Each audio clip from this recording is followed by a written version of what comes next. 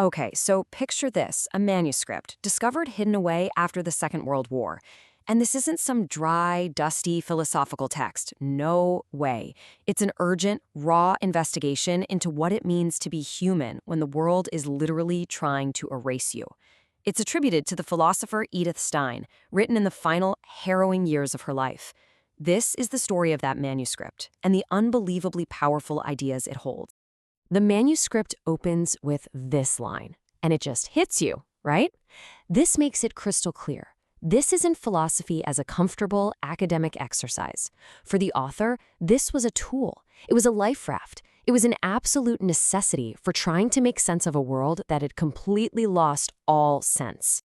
And that's really the core question this whole text forces us to grapple with. The manuscript, called Finite Witness, isn't about abstract ideas you just ponder. It's more like a manual for survival, a guide to thinking, to holding on when you're facing total annihilation.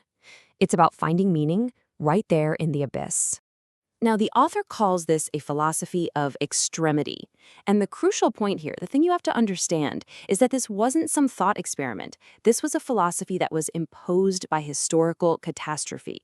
It was a way of seeing the world that was basically torn into existence by violence, not chosen voluntarily from an armchair.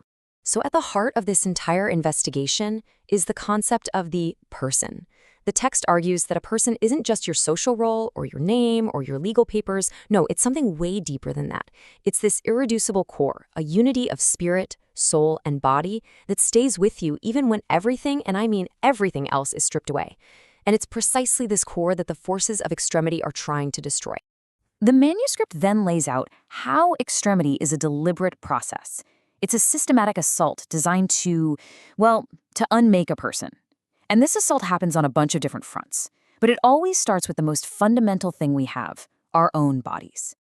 To really get this, we need to understand a key distinction the author makes. So in our normal, everyday lives, we experience our body as a lived body, or lib. It's just us. It's the seamless medium through which we act in the world. But it can also be seen as a physical body, Körper, an objective thing, something that can be measured and examined by a doctor. Normally, these two are completely unified. But, and this is the core of it, the manuscript argues that extremity drives this catastrophic wedge right between these two aspects of our being. Systematic degradation, through hunger, cold, pain, it forces a person's consciousness to split from their own body. And this leads to this really strange and deeply disturbing paradox. So on one hand, your body becomes this foreign object. It's something your consciousness just observes, almost with a kind of detached horror. It's no longer this seamless vehicle for your will. It's this failing alien thing that you feel trapped inside of. And yet, at the exact same time, the body becomes more intensely your own than ever before. Because it is this stomach cramping, this specific flesh that feels the freezing cold. The suffering is born in this absolute, lonely, particular way that intensifies the connection to your own physical self. It's a bizarre contradiction. In this assault, it goes beyond the body. It completely shatters a person's sense of time. The future shrinks down to the next command, the next breath, the next moment of just surviving. And it severs all your social bonds by creating a world that completely refuses to recognize you as a person at all. So faced with this systematic unmaking of a person, what can you do? The manuscript proposes this incredibly powerful response, and it's not about fighting back physically. It's about a profound internal act, the act of bearing witness.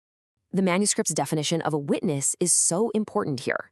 It's not just a passive observer, someone who just sees things happen. No, to witness is an active, ethical choice. It's a decision to preserve meaning against the forces that are trying to erase it. It's a testimony to the personhood that absolutely refuses to be annihilated. Think about it like this. The witness doesn't just record facts like a camera. They see the inner dimension of the catastrophe. They see the collapse of a person's entire world and their desperate, painful struggle to try and find some meaning within that collapse. It is, at its heart, an act of empathy. And this act, it is not easy. Not at all. It comes with these profound demands. First, fidelity. You have to be true to the lived experience, not just the cold hard facts. Then transmission. There's this absolute obligation to tell the story, to make it known to others. And finally, action. Because to truly witness that kind of suffering, it demands a response from you. You can't just stand by. But this responsibility, it's an immense burden. The manuscript is completely unflinching about the challenges the witness faces, especially the almost impossible task of communicating these experiences and carrying the sheer weight of these memories. To really understand the problem, let's just take a simple, universal word, hunger. We all know what this means, right? It's a familiar feeling, a discomfort that we know is going to be resolved by our next meal. It's temporary. Then the manuscript delivers this really stark correction. The hunger of extremity is a completely different phenomenon. It's a state of being that transforms the body and just eclipses consciousness itself. Our ordinary, everyday language is, as the text shows, catastrophically insufficient to bridge this huge gap in experience. This problem extends to memory itself. Ordinary memories can be integrated into the story of our lives. They fit. But the memory of extremity is different. The text describes it as being like a foreign body inside your consciousness, a past that is so radically different from normal life that it can never, ever be fully integrated. The witness basically ends up living in two worlds at the same time. And yet, the witness can't just choose to forget. They don't have that luxury. To remember is a sacred duty. It is an absolute obligation owed to those who did not survive, to make sure they are not murdered a second time by being erased from history. So why? Why does this difficult, fragmented manuscript from over 80 years ago still matter so profoundly today? Well, it's because its ultimate findings speak directly to the very core of what it means to be human. The manuscript's final conclusion is one of incredible strength and even hope. It finds that even when everything else is gone, the person persists. That core of our humanity cannot be destroyed by external violence. It argues that suffering doesn't get the final word. Meaning is found in how we respond to it. And ultimately, it affirms that each person matters infinitely. The real catastrophe isn't a statistic. It's the loss of each unique, irreplaceable world that was a person.